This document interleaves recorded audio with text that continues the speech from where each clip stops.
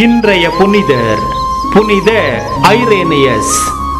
ஆதிகால திருச்சபையில் டைக்லீசியன் வேத கலாபனையில் விசுவாசத்தில் முழு உறுதியாக இருந்தார்.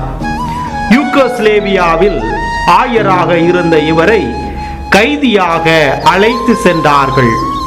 போலி தெய்வங்களுக்கு பலி செலுத்த மறுத்ததால் பல விதங்களில் இவர் கொடுமைக்கு ஆளாக்கப்பட்டார். துன்பங்கள் மத்தியிலும் மிகவும் உறுதியாக இருந்தார். இறுதியாக தலை வெட்டப்பட்டு இவருடைய உடல் ஆற்றில் எரியப்பட்டது. எனவே இன்றும் விசுவாசத்தின் முழு மாதிரியாக இவர் விளங்குகிறார். இந்த புனிதரை போல நாமும் விசுவாசத்தில் வாழ வரம் வேண்டுவோம். இறை ஆசீர் உங்கள் உள்ளத்தையும் இல்லத்தையும் நிரப்புவதாக. ஆமேன்.